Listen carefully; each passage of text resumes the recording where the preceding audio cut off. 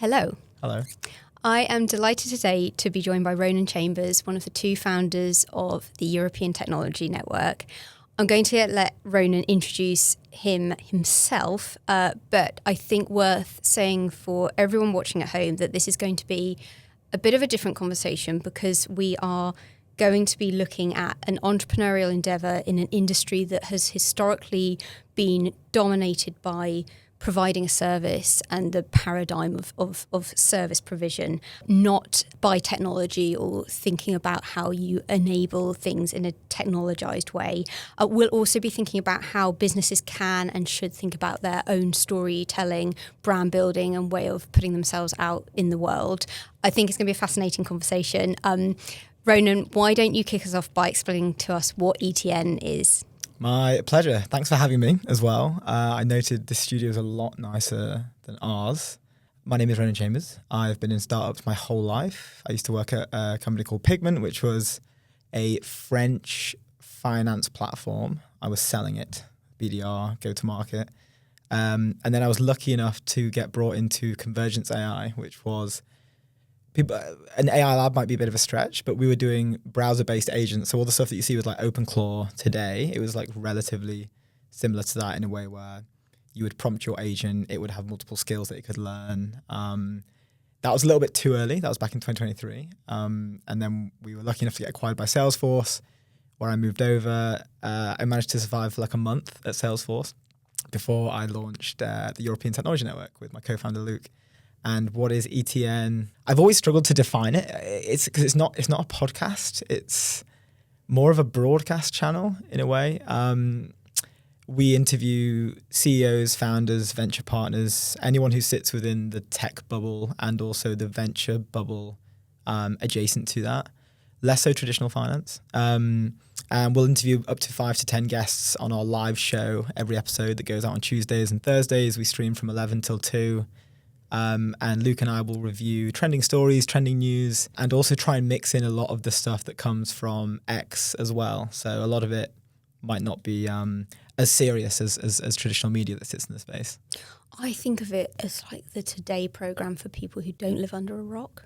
Yeah, that's a good way. And like the living under a rock thing is sometimes that can mean you've not resurfaced for 2 days and you've missed everything, which is, and I realized that when we were at Convergence, and it was funny because if you saw at how fast the model providers were like releasing updates and how quickly they were leapfrogging each other. And it was a little bit where if you were to sort of put your head in the sand for a week and then take your head out of the sand again, you would feel behind. And it's the same thing with basically everything that sits in the space now. If you literally don't check your phone for a week, which very rarely happens anymore, and you come back, it's almost like a different world. And one of the reasons that Luke and I started the show was because we said we don't know when it happened, but at some point in the last 2.5 years, everything just started moving at like 2.5x speed. Like you're scrubbing on like a YouTube video and you're at 2.5x speed. But it wasn't just tech; it was basically everything. We were watching like life-changing events happen.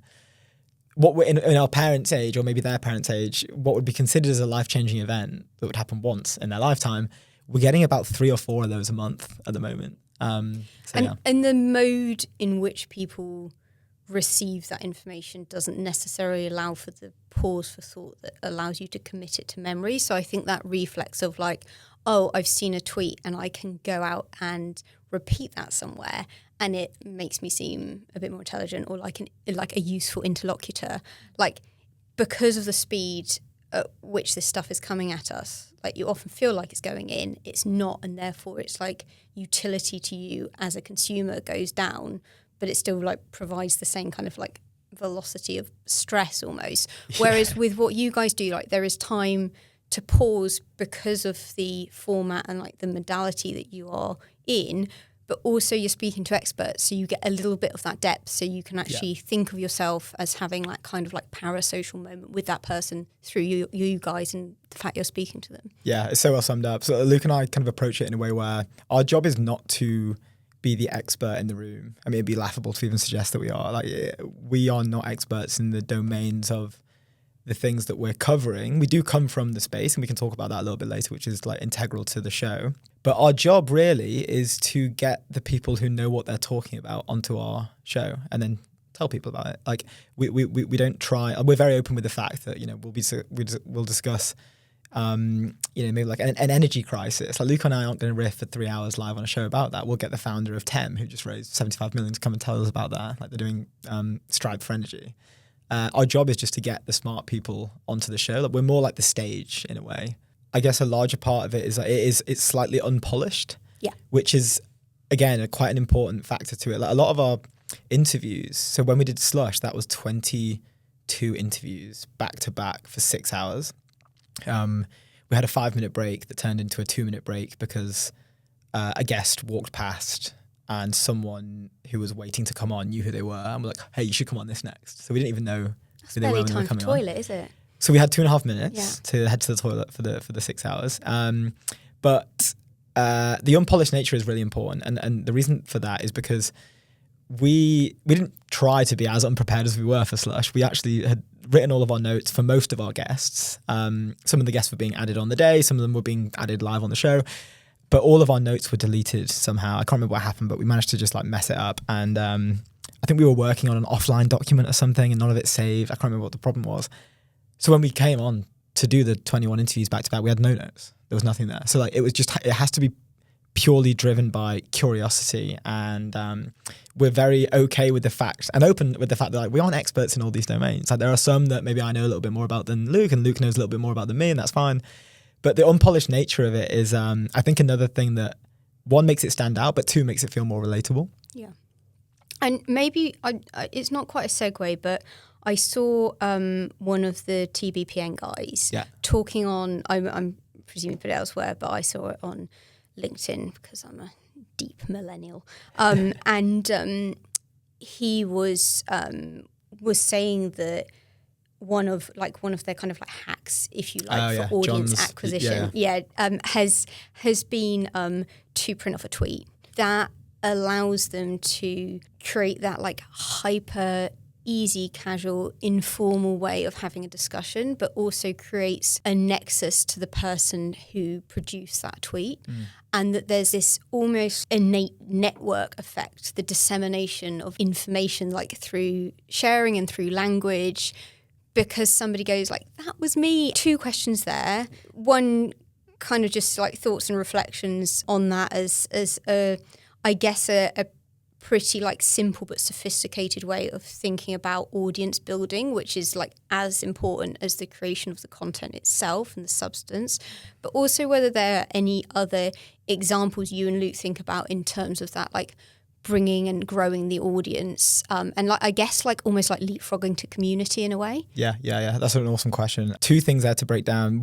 Let's look at it from like the growth hack side of things, I guess, first. What an amazing thing that is. What an amazingly smart idea that is. And I remember reading a piece on those guys about their first ever, when they realized it was their first ever growth hack, they basically found a tweet from a Twitter account called NetCapGirl, who had about 110,000 followers at the time. And they were just casually reviewing one of her tweets. And then they posted a video of them reviewing it. And then she reposted that post, because obviously it kind of makes them feel a little bit important, which I think is a great thing. And then obviously now her audience is seeing their content, it's coming back into them.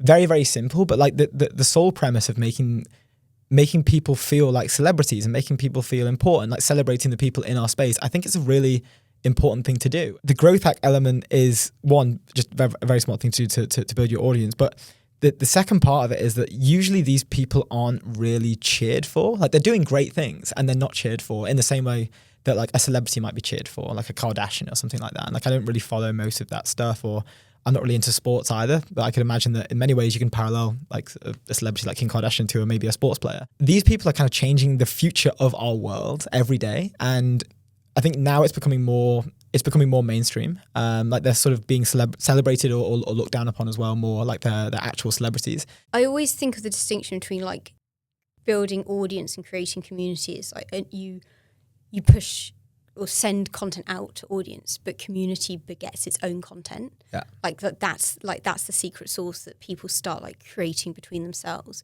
I suppose that like celebritization piece like allows that process to be expedited. It's like a crucible for people going, I want to be like that person, or I recognize like myself in that. And so the points of collaboration, cooperation like happen more quickly and with more intensity, which is like a really like incredible thing, particularly like with the lens of media, where I think there's so much of a sense of like we're undergoing this enormous kind of shift and watershed, and like what does it mean that you can find these like quite like fundamental human strands for pushing models forward.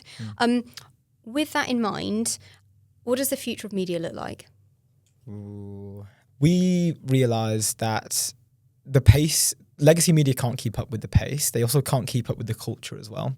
Part of the business model problem as to why it's dying is that I think I'm able to command P on a article or a piece of information that they put out, and that would give me the article for free or get paid past the paywall with a paywall remover or something.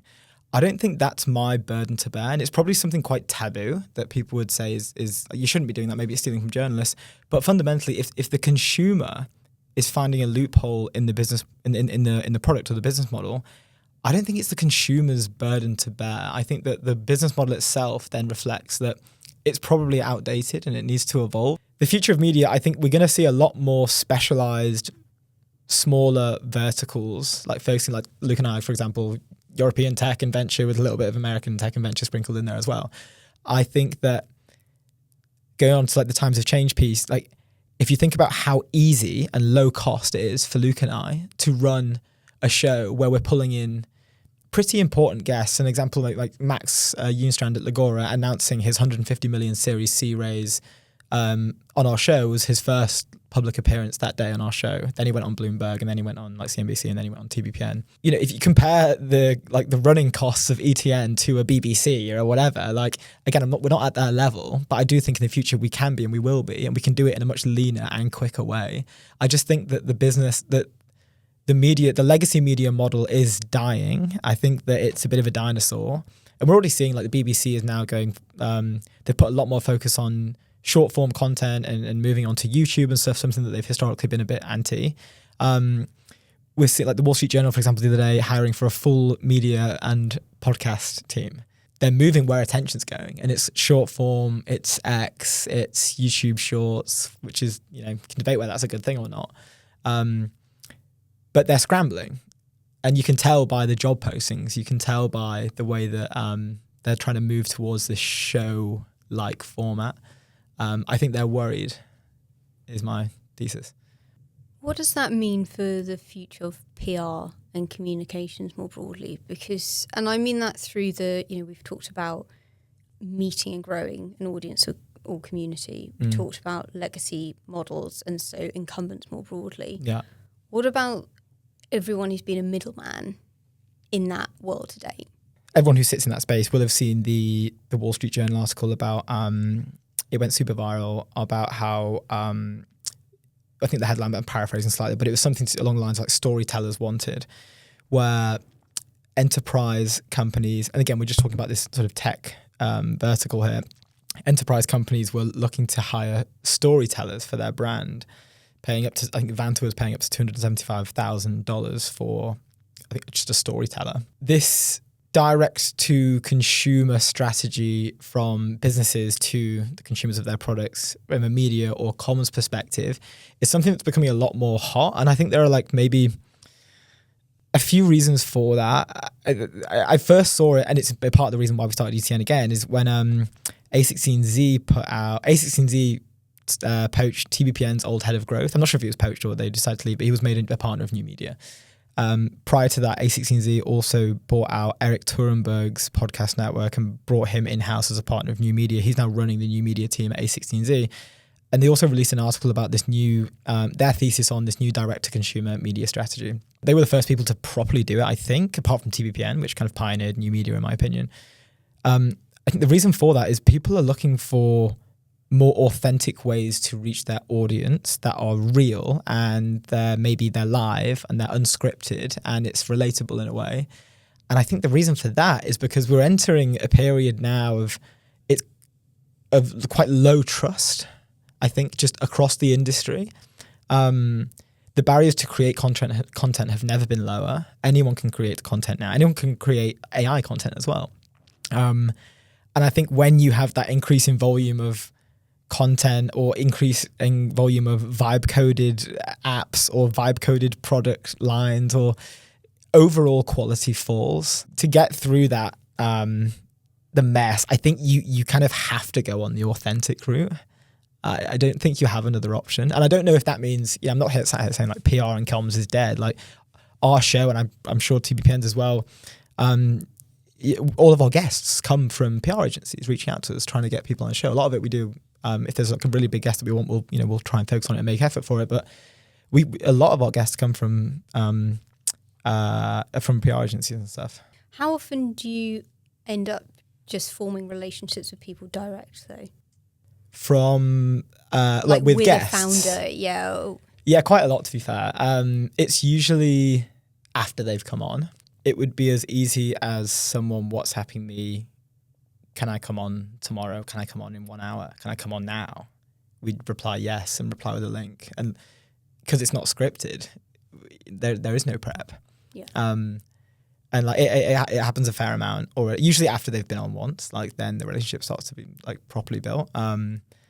But yeah, it could literally take a second to do, and then they could be speaking to their whole audience, and it could be as quick as you don't have to spend 2 weeks prepping for an interview with CNBC. You don't have to spend 2 weeks prepping for an interview with CNBC, and also be really worried about all the bad things they're going to ask you, because and we spoke to loads of other founders about like their comms teams as well, passing on sort of like thoughts after the interview. They love that so much. Thank you for doing that. Usually, if we've got something with Bloomberg or CNBC or like a traditional media house, we'll spend 2 weeks prepping them on all the negative things that the media house could possibly ask them. There's never any prep on celebrating the milestone. You guys describe yourself as being unapologetically optimistic and capitalist. Like, what does unapologetically like mean in that instance? I think that Europe has a marketing problem, and I don't know if it's an English thing to sort of go down this route, like satirically sort of making fun of yourself or not bigging yourself up, but if you compare it to the US, and maybe you could argue that they kind of do it to an ignorant point where it's kind of cheering for everything, celebrating everything. But Europe just doesn't do it enough. Like we don't celebrate our winners enough. We kind of, there's definitely tall poppy syndrome within the tech community and the venture community, I think, in Europe in general. I think that's a problem, and I think that's a massive reason why more people, why we don't have the same sort of, you finish uni, you go into finance or consulting or whatever. No one, if you mention to your friends, I'm gonna go do a startup, I'm gonna go and try either bootstrap or like raise some money and do a startup, they're all like, okay, so you're gonna be unemployed. Or like, it's not celebrated. I do think that's like a genuine issue. So when Luke and I say that, it's more that we do really care about the people that come on. We do really care about their mission. We do really care about everything they're doing. And we want to like party with them and celebrate that. So we think it's a really cool thing. Give these people a pedestal, cheer for them a little bit more, because like the work that they're doing is really important. What do you think the solution is? Is that it? That just more celebration and the tanker sort of starts turning? Or? I think so. I think if you look at, and it's not a quantifiable thing, right? You kind of just have to feel it, I guess. But if you look at the work that Matty and Anton at 11 Labs and Lovable have done, both in what they've built, two amazing businesses, yes, that's great. But if you, like the trickle down effects of like inspiration that the younger generation in maybe Poland or Sweden has seen from like the work that they're doing, it's probably a really good thing long term for the countries. Like they're almost like figureheads of European technology right now. I'd say Anton, Matty, Victor and co at Synthesia. I think just seeing them win and seeing them succeed is inspiring the next generation of founders and like future builders that are coming out of Europe and the UK. And obviously, it's not as simple as just like, let's just celebrate more people. But the fact that they are in the public eye a lot more than they used to be, and it's becoming a bit more trendy to do so, I think there's probably value downstream for that. I can't quantify it, but like I'm just assuming. How would the collapse of Europe as a political and economic institution affect the lens through which we look at entrepreneurship? And I guess embedded into that is this idea of us trying to work towards like a European project of entrepreneurship and like a shared culture of celebration. Data sovereignty is something that we've covered on the show. It's something that seems to be trending quite a lot. I think one of the main headlines was like France was taking a really strong stance on removing any ties to US tech that people are using, and even like we're going to replace Zoom for our domestic one version of that, and it's like called Vubu that no one's ever heard of and probably sucks as well. Fair play that they're standing up and doing that, but that to me isn't tech sovereignty. I feel it's like if you wanted to do that, then you should have been deploying a bunch of capital into early stage companies and also growth stage companies that we've lost to the US 10 years ago. Like, no, that's not tech sovereignty. That's like cutting off your nose and spitting your face. Like, that's not a solution. Like, it's becoming ever more increasingly important to be able to compete on the global stage in the AI race specifically. The solution isn't to just say that we're going to do it and then rip out all these really, really great creations and chuck on your own awful domestic labeled replacement. And it's dangerous as well. It's incredibly dangerous to do that. Do you think the era of AI, of quantum, these big humanity changing technologies will intensify the clash between people building technology, growing technology companies, the builders, the founders, versus states, the governments who are trying to keep up? I think in a weird way, it's doing the opposite. It's bringing them together. I think because it's becoming very clear how important it is to have some exposure to a sort of like your own sort of sovereign store of those technologies. And it's forcing the government to collaborate more with the tech ecosystem. Yeah, we had the AI minister Kanishka on the show, and a lot of the questions we posed to him were, why are we seeing this convergence of tech, especially in London as well, and policy? Like we're very pro it. We think it's great. I think we feel that we need more people from the tech side going over there, and I think that the geopolitical conditions that we're in right now with reference to AI is forcing governments to work closer with people in tech, which is a great thing. I think most people feel like as long as the businesses that are involved in that conversation, involved to some degree in lobbying, are of an increasingly varied size, I think that idea of the kind of like evolving like corporatism or like tech feudalism, of there being like a few incumbent players and the government, and then like that's the glitterati. Yeah. Like it's quite a good opportunity to kind of smash that open. And like, I suppose the hope is that as we like exit or like shift the software era, that's what we'll see, like a much more diverse like dialogue with more players. Yeah. And I think that's a really, really great thing, and I think we should be celebrating it more. I think we'll be shedding a light on it more. We should be enabling people on why that's important more. It will just do wonders of good for the whole country, I think, if we can see this relationship between people in the tech ecosystem and to some extent the venture ecosystem as well, intertwined with those in government. There's an inherent tension between creating content and being an institution building brand that way, rather than being an individual doing that. If you are just a face and a name, it feels like it's a much easier lift. What are your thoughts about that? And what does it mean for businesses that are trying to act as or build out their own media or act as a media company? Yeah, it is. It's so hard to do it as a business. You need like a really good brand, something that gives off just organic sort of vibe, like Granola, for example, or Anthropic. I think both have nice organic branding that feels a bit more relatable. They can outsource it if they need to now. And a good example of that is you see that Anthropic is running these short form videos for kind of like a UGC approach for just their LLM, like their product. And like other people are doing it for them on their behalf, like hiring like a face of the brand or something like that for a specific demographic, age, even like location, stage of life as well. Like that, you can see the variety in their short form content. They have the luxury to do that because they're like such a large institution. Weirdly enough, I feel like it's also a moat that's protecting Luke and I with ETN from other incumbents like coming into the space and doing it. And the example I'll give is, what if the BBC set up their own version of a live technology daily show? Or what if the Financial Times did the same thing? It would be very hard for them to rebrand their brand into what we do, almost to the point where it wouldn't work. And we've actually seen it fail with the information in SF. They brought out TITV. One of the journalists covered TBPN. The article was actually okay. It wasn't like a slam piece. Well, elements of a slam piece, to be fair. And then a couple of weeks later, they launched their own technology daily show that was live 5 days a week. And their first episode was Mark Zuckerberg.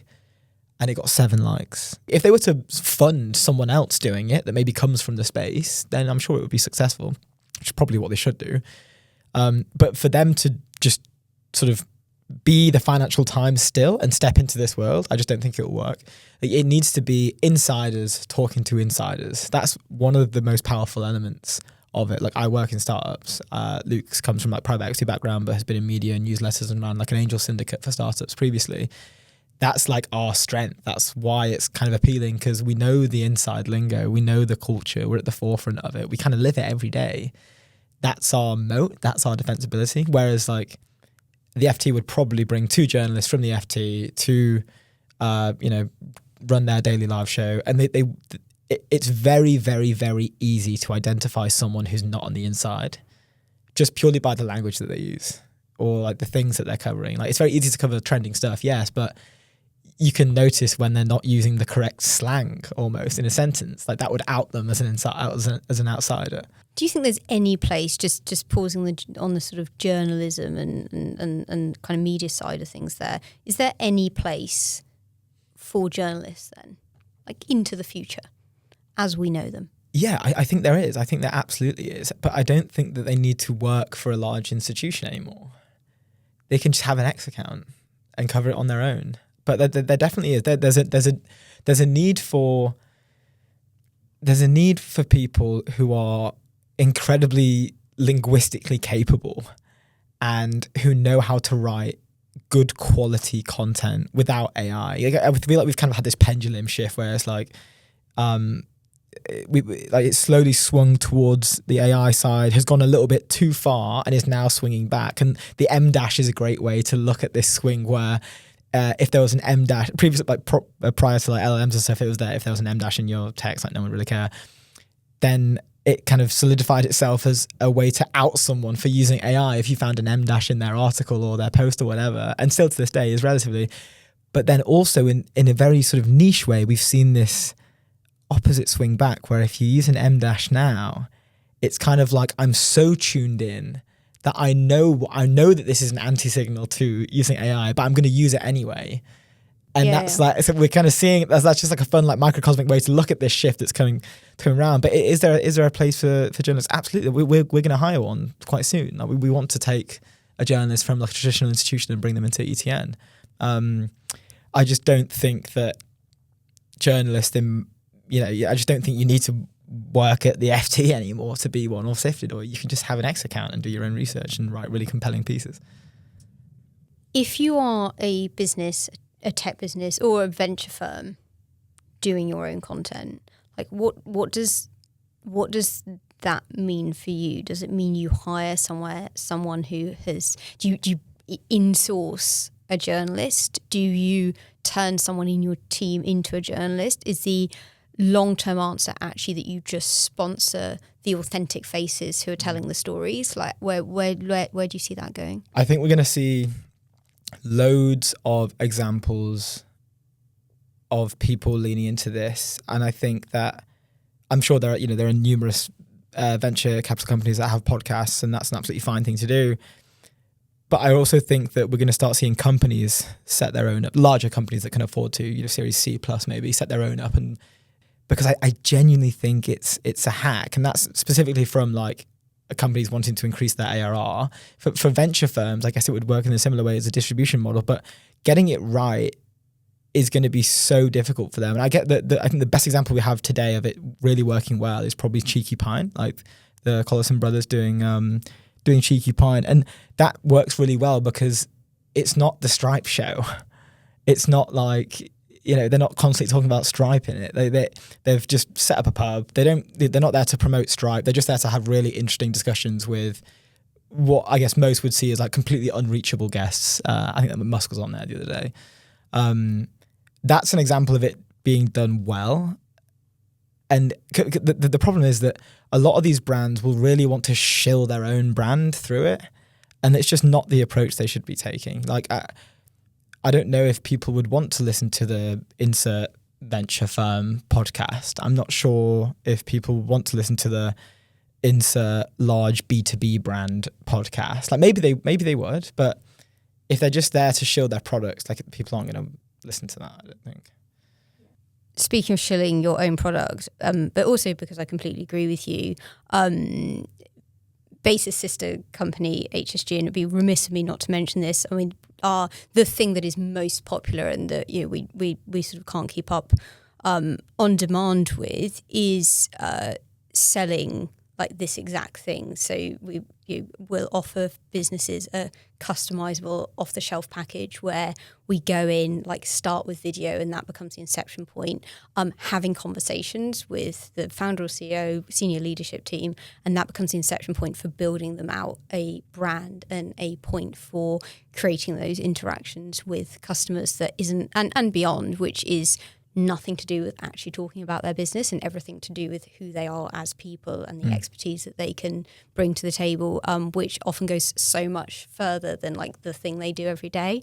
I actually have this kind of feeling that we started this conversation 3+ years ago around video, and I want to ask you specifically about video actually, just to change tack a bit. But we got kind of distracted by AI. Like that people were like, maybe we should be doing more video content. And then everyone's like, oh, what's this new tool? Yeah. Like, can we use it to spaff out a load of content? And now people are kind of regrouping on like we've tooled ourselves. Like how actually like do we meet people like with these tools now in place? You guys are video first. How important do you think that is to what you're doing, but also to how anyone should think about the content piece now? Yeah. Okay, so how important is that for us in particular? I think it's the only reason you and I are having this conversation right now. It's the only reason that like anyone even knows who we are. If Luke and I had launched our show and it wasn't live, like we'd just join a queue of another 100,000 podcast tech bros interviewing their friends in venturing, and like there are loads of them that exist. But for us, it was an entry point. It was an entry point to like we were the only people, and still are really the only people in the whole of Europe running a live technology show. So that alone differentiates us from everyone else. It gives something new in this just sea of just like crap that's out there. On the second part of the question, how important is it for like other people at the video first stuff? I feel like it's just one part of a larger piece, especially for brands. If you're trying to stay at the cutting edge of culture, I think one, you should definitely have an X account if you're a brand and try and work within the weeds of that, whatever that might be. They really don't like to, though, do they? They don't. But in Europe, none of them do. No. And it's weird. I would never know this because like the only reason I know this is because our show is on X. Like it's live stream on X. So when we're finding guests and we're finding their account and their company's account, it's so funny. And like I'm not saying this, you should have an X account and it's going to make your company more valuable. Not true. But I just think it's crazy sometimes that like we'll get maybe an American guest on and they'll have, this particular founder will have like 30,000 followers and their company will have like 50,000 followers. And then I'll look at, we'll have a European founder on who's raised 200 million, a $1 billion+ valuation, massive firm that everyone knows. There's nothing. and their Twitter has like 14 followers. And it's again, it's not like a problem. Like, the business is doing incredibly well, and like it's not like you don't have to have a Twitter account. But I just think that they should have someone maybe working on this full time, because they can get a little bit more involved. They can, like, it will help them build their brand overall. Like, instead of having, you know, maybe an internal content team of like 50 or 100 people, just stick one person on X and have them like actually get involved with conversations online. So yeah, I think important, but one part of like a larger, broader piece that Europe kind of sucks at. I think a lot of brands are still getting to grips with the idea that it's an and, not an or. This isn't like choose your fighter. I just want to, you know, be on LinkedIn and that's it. And I think there's like a lot of like kind of space for catching up there. At the same time, obviously, there's a lot more content like now than there ever has been, and it's, you know, kind of orders of magnitude every year. If everyone is doing content, is no one? I actually think that you can use it to your advantage that everyone's doing content, because the barriers to entry to create content are so low. Everyone is creating content, but because of that, the quality is so much lower as well, like the average quality. So it's never been easier to stand out in this sea of just like everyone's doing shorts and, you know, mid form and long form and whatever. Just creating good content, people will notice it. And if you're doing it on X as well, the reason that like we talk about X a lot, and the reason that we do it on the show is because when you're on X, it's very easy to get yourself onto the global stage. A lot more so than LinkedIn or Instagram, maybe a little bit different with reels and stuff. But that virality format is so important. And like part of the stuff we do on the show is that we take a lot of care in some of the stuff that we do behind the scenes of show, like creating good things that require time to create, and that sort of like high craftsmanship. Like everyone on the show, I don't think this is even public, but everyone gets a hand document, like created summonings invitation to come on ETN. And it looks like a regal, like Queen's invitation type of thing. It's like gold and it's all in fancy old English language. It's part of a larger piece on, it's really easy to stand out if you're actually putting the work in to create something good, I think. Yeah. One of the things you talk about is like content you consume at work. Like this idea of the blending of like recreation and like I'm doing work, like I guess through the kind of like medium of education and information. Do you think that that's something more people should be capitalizing on? Do you think it's like, I mean, it sounds crass to ask whether we'll see more of it. I'm sure that we will, but what's happened there in the near term for people to like get to that point, rather than it being like, oh, I'm just like slugging along on LinkedIn because I was bored of the other thing I was doing. Yeah. I think it's intentional, I suppose, like the intentionality of it. Yeah, I'm a big advocate for, if you're at work, you should be doing your work. Heard it here, guys. But I do think that people will passively consume music throughout the day anyway, right? You're working with it, and like coding, whatever profession you're in. Good content, especially like a show or a podcast or something like that, is usually sort of 40% informative, 60% entertaining. And you can switch those as well, but that's kind of like the sort of range that you should be sitting in. I think I'd be lying if I sat here and said that listening to a podcast or a show whilst you're at work, you're probably not you're probably not capturing the whole thing. Maybe you zone out for 20 minutes and you come back in, and then you zone out for 20 minutes and come back in. I do, however, think that particularly our show and other shows that sit adjacent in this industry, you can actually look, because we're only covering frontier breaking news every day. You just absorbing the headlines does kind of give you an understanding of what's happening in the space. Ours is like, well, we're only live 2 days a week, so what's happening for that day and the previous maybe 2 days as well. But it's you do learn. You definitely pick things up, and it definitely, you feel like you're kind of moving with the flow as the space is moving so fast, right? You don't really feel like you're getting left behind. I'm not saying you have to sit down and listen to the whole show. You don't. You can tune in at any point when we're discussing the news for the first hour, and you'd kind of be caught up to date a little bit. It's more like the wireless than a podcast, because it's less applicative, and it's more that, as you say, like that, like zoning in and out. Yeah. And like that's got to be additive if you also work in that space. Yeah. You know, it gives people a backdrop. It's worth us mentioning for those that don't know, ETN is how old now? We did our first show October 14th. Yes, so Just that's gone. so 4 months old? 5 months. 5 months old. 5 months. 5.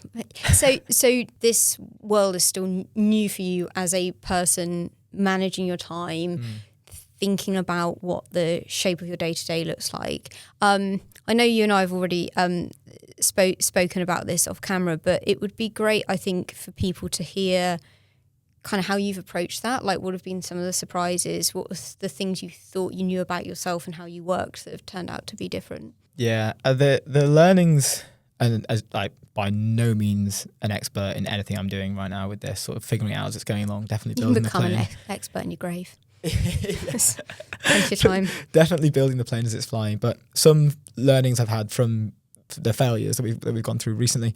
One is that there are two states that you're kind of in at any given time, I think, and it's important to not stay in one for too long and not stay in the other for too long, and that is like a reactive mindset and a proactive mindset.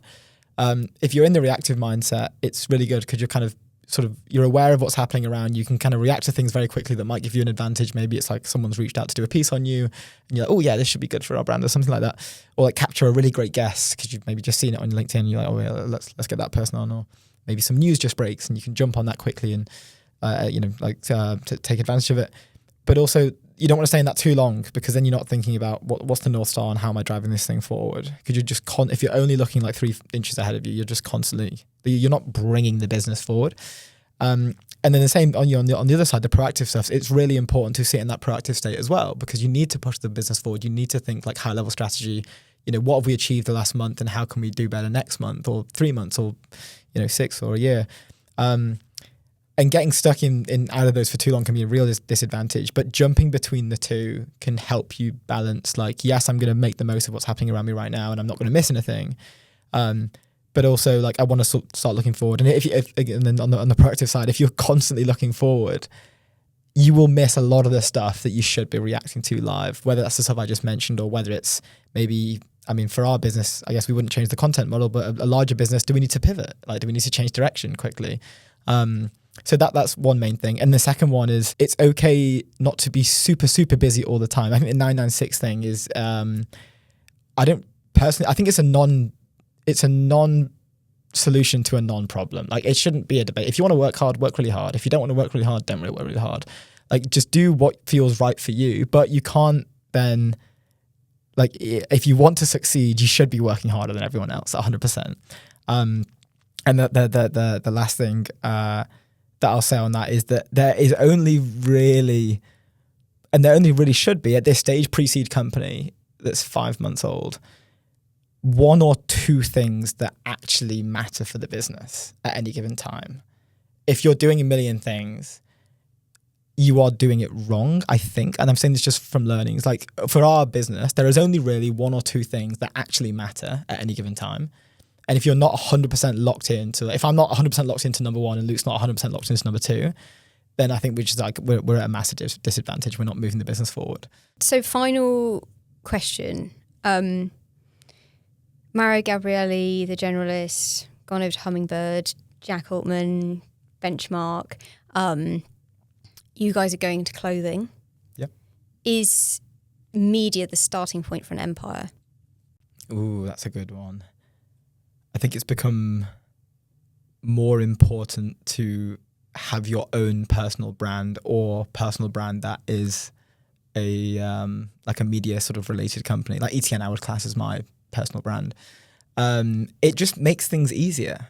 You have a bigger network, you have a bigger audience to talk to at the same time. Like, yeah, it's just sort of like it accelerates your development. More people to learn from, more people to talk to. Just imagine it as like your own personal network, but it's just online. Ronan, thank you so much for coming on and taking the time. If people want to find out more, watch the show, where are they heading?